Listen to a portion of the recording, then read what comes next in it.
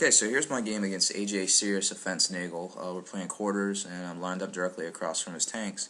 It's pretty much going to be a shootout, so let's take a look at my setup.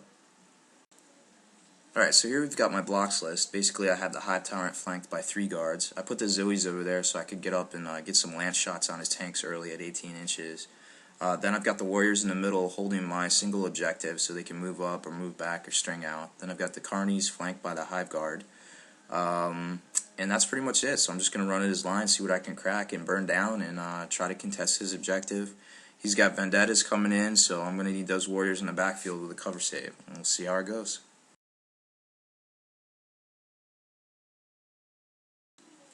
Alright, a couple proxies to be aware of real quick. The Lictor in the middle is my Venom Throat. The Raveners in the back are my Warriors. The Painted Raveners behind the Carnies are my Hive Guard. Pretty much everything is going to look like the Raveners in theme because everything's going to be coming out of the water when I get it finished. So everything will have a tail, and it'll be pretty cool looking in the future, I promise. Alright, so I moved my bugs up. As you can see, I'm going to be in range with the Zoe's next turn, or if he moves up, I'll definitely be in range. I got the hard hitters up to the right, and I'm going to try to burn down what I can now.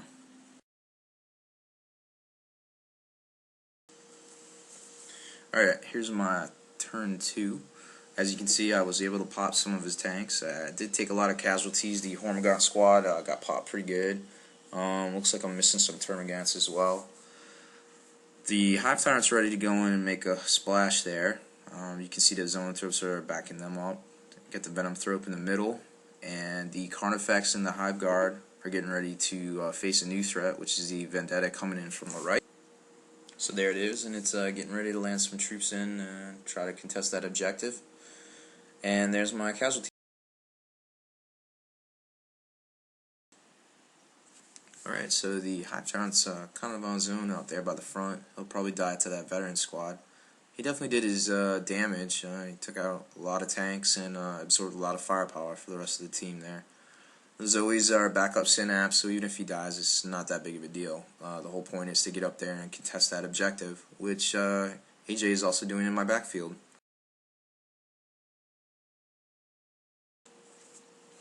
Alright, so there's a big battle in my backfield. The Warriors are trying to fend off the veteran squad. The Vendetta has been dropped.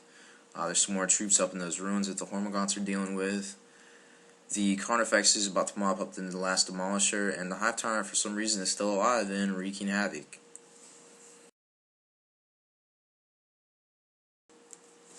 Alright, so this game is still pretty close. The Warriors are holding on to the objective. The Demolisher is still alive and trying to come in. I have contested his objective, which is good, so I could pull out a minor win if this was a GT.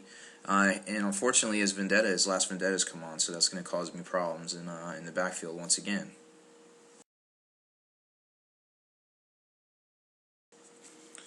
Alright, well, I cheated a bit. I took this video at the end of the game. As you can see, the Warriors have held my objectives successfully. The Demolisher almost made it in to contest, but I was able to hold it. I just couldn't burn it down. I threw everything I had at it. The Gaunts have contested his objective, so it looks like I pulled out the minor win here.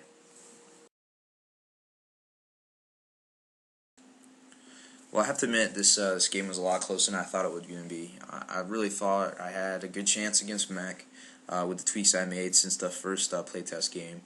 I did almost almost went the full game, so that's good, and didn't get shot off the table in 3 turns. I really like the way the Warriors perform. They can hold the backfield. They can move around. They can deal with a lot of stuff. They're not dedicated shock troops, but they will handle their own. And if they have a screen, they can absorb a lot of punishment. And granted, Power Fist will will hurt them pretty bad, so that's always a concern there. I really think I need to start working on some spores to get those in and get the Zoanthropes closer, because the 2 turns to get them into the 18-inch lance range just isn't going to cut it against the standoff mech list. They're just everything's going to die around me before I have a chance to get up there. So I think that's a big thing. You got to start looking at that. Overall, I think blocks is doing pretty well. Definitely going to take the block Warriors, the Hive Tyrant block. I'm not so sure on the Carnifexes. It kind of depends on the points with the spores for the Zoes. The Hive Guard are great. You just, you gotta keep them protected because they can get burned down pretty easily. So I think overall the new Tyranid Codex is it's pretty good. There's a lot of winners in it. You have to use everything together. You can't rely on any one thing because it's gonna leave the rest of your army unprotected, and it really has to work together. So that's it. I'm MBG Rob Bear. I hope you enjoyed my Playtest 4 video. Be sure to check out my blog, blog.spikybits.com, and hopefully I'll have some more videos for you soon.